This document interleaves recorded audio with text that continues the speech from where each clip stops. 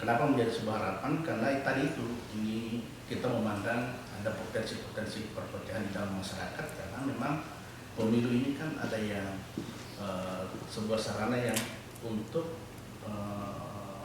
bagaimana orang bisa mendapatkan kekuasaan.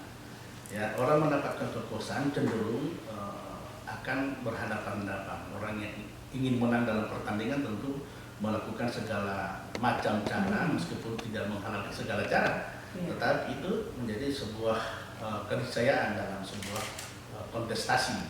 Maka saya kira tadi kalau kita memandang dari sisi agama bahwa memang Kementerian Agama dari awal sudah memberikan konsep untuk jangan mempolitisasi agama. Dalam bahasa kami itu adalah melakukan politik identitas. Politik identitas itu adalah orang cenderung untuk menarik simpati masyarakat dengan menggunakan simbol-simbol, termasuk simbol agama. Misalnya pilih orang yang paling beragama, yang paling berakhlak, beriman. Padahal persoalan iman dan takwa itu urusan Allah dengan pribadi masing-masing. Dan kemudian siapa yang lebih baik di mata Allah itu bukan orang yang kita lihat sholatnya bagus saja, tetapi hatinya pun kita harus tahu. Ada orang yang kelihatan secara kasat mata imannya bagus, tapi kemudian hatinya tidak baik atau dalam tanda petik kotor, suka membuli orang, suka memfitnah orang. Ini kan tidak bisa.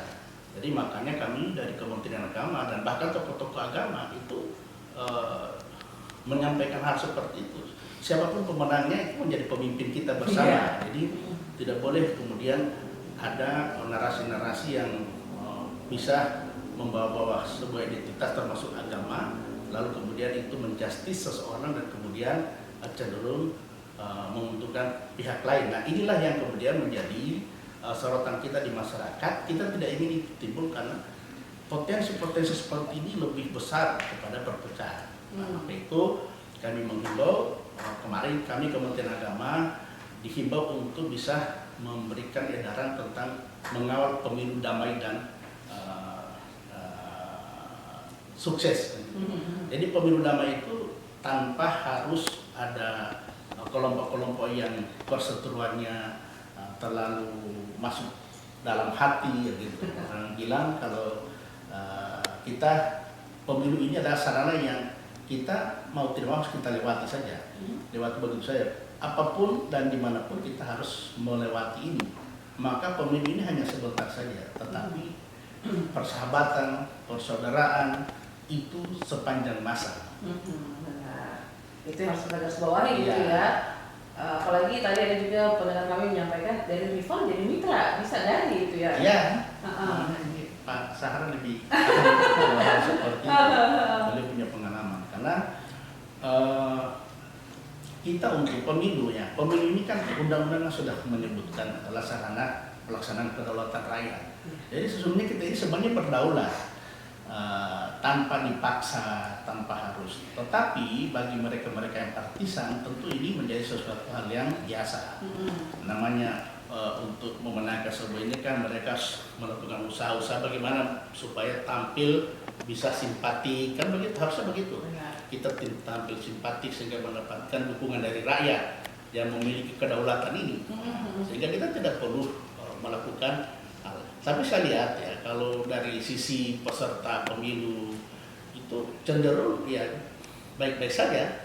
Yang justru yang bukan peserta ini, yang rakyat yang kemudian menjadi partisan ini sesungguhnya kita jaga. Makanya itu tanggung jawab kami selaku Kementerian Agama yang diberikan tugas pemerintah dalam menjaga kerukunan, harmoni dalam keberagaman, dalam berbeda agama. Nah, ini menjadi tugas berat bagi kami. Kadang-kadang juga kami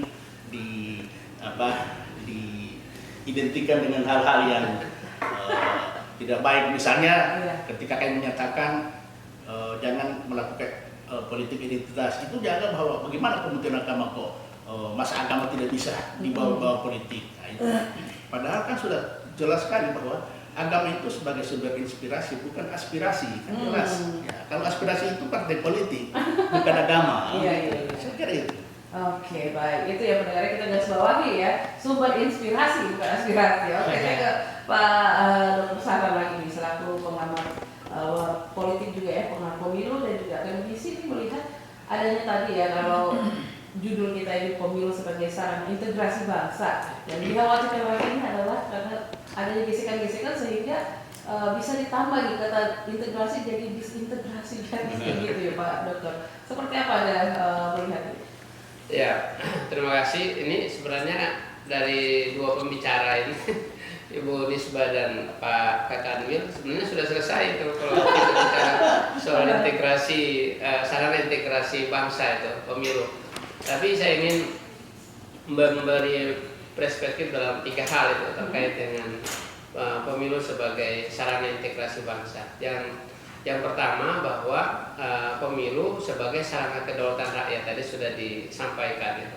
Ini kan sebenarnya karena dijamin di dalam konstitusi kita ya, Undang-Undang 7 tahun 2017 itu sudah menjelaskan bahwa pemilu itu sebagai sarana kedaulatan